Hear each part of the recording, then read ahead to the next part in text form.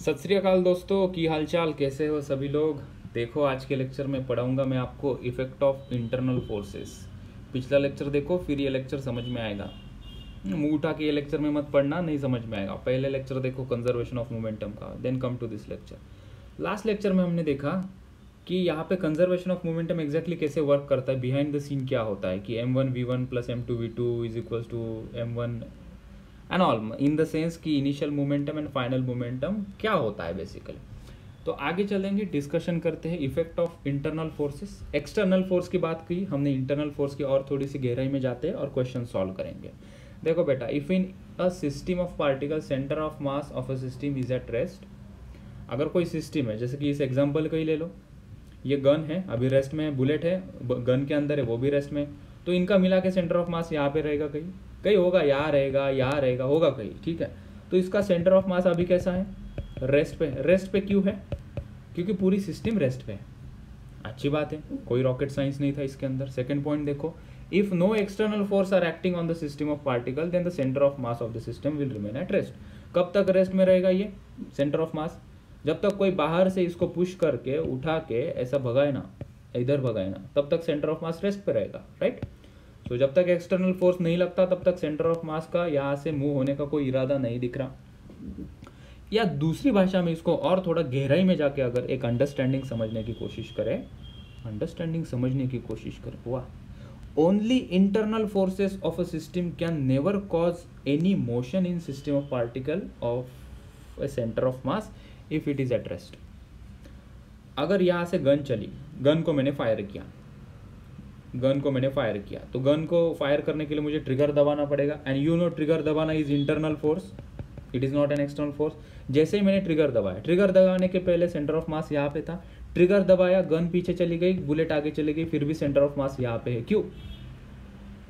क्योंकि internal force के कारण सेंटर ऑफ मास का मोशन नहीं होता, वो रेस्ट में होगा, तो वो रेस्ट में ही रहेगा।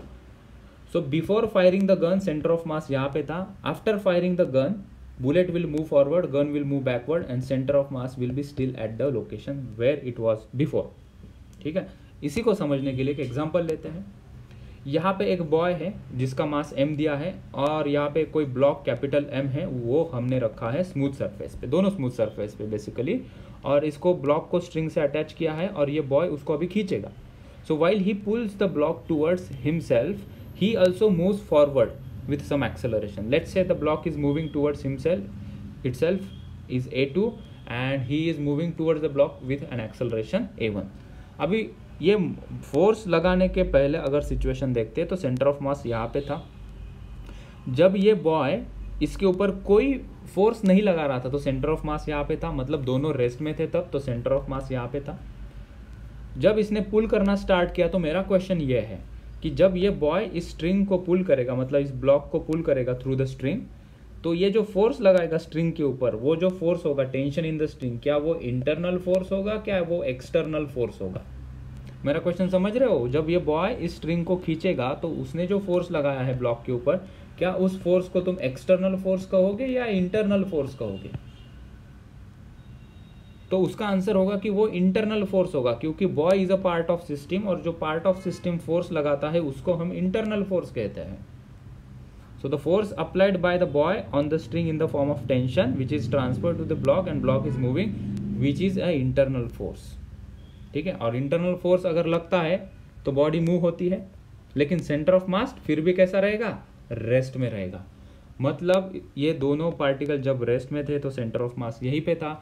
जब ये बॉय इसको मूव करवा रहा है तो ये अंदर एक्सेलरेट कर रहा है, ये अंदर एक्सेलरेट कर रहा है, लेकिन फिर भी इसका एक्सेलरेशन क्या होगा अभी, जीरो, क्योंकि because of motion due to internal forces centre of mass अगर रेस्ट में है तो बाद में वो रेस्ट में ही रहेगा।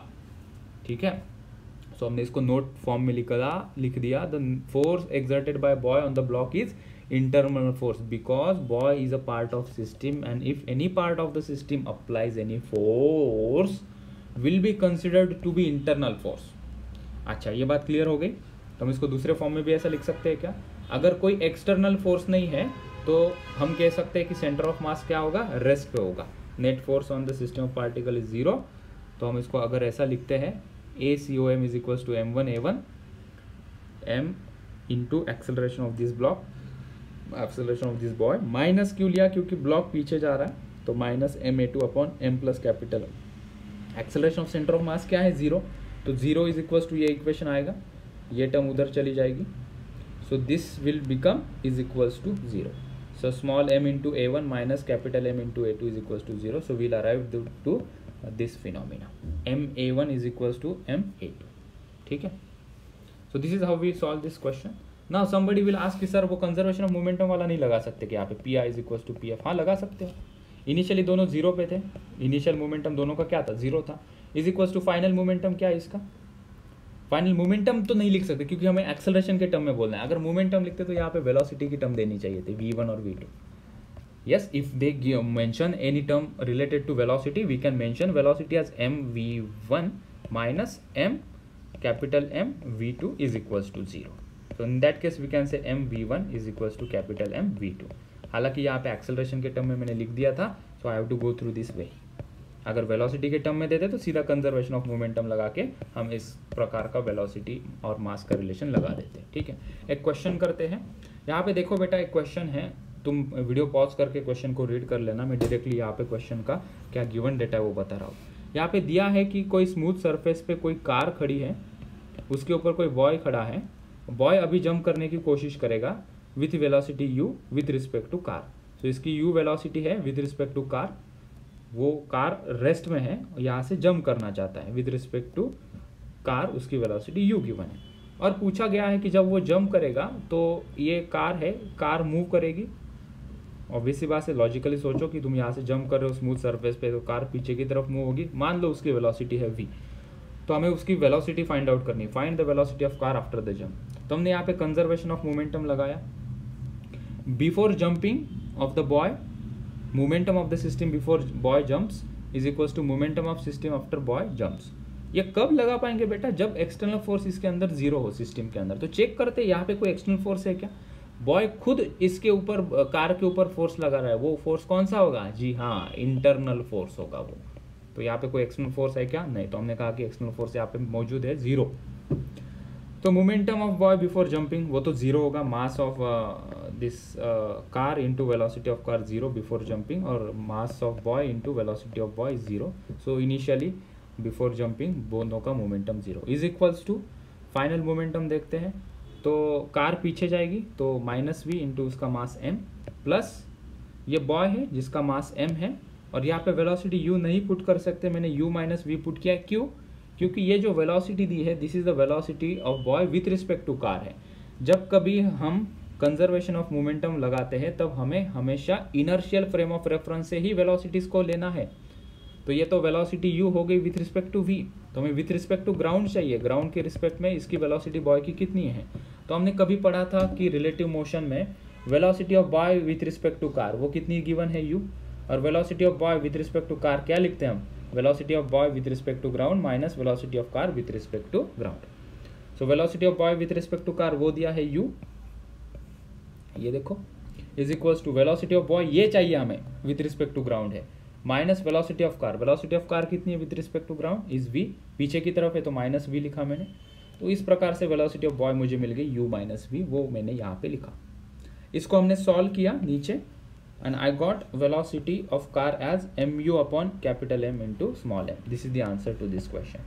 तो ये कोई याद रखने की बात नहीं है, हमें कंजर्वेशन ऑफ मोमेंटम लगाना कैसे है और सिचुएशन के हिसाब से वेलोसिटी कौन सी लेनी है, कब पॉजिटिव कब नेगेटिव, कौन सी रिलेटिव से रेफरेंस फ्रेम के लिए कौन सी वेलोसिटी जरूरत है, ये चीज़ें देखना जरूरी है, आंसर याद रखना जरूरी नहीं है।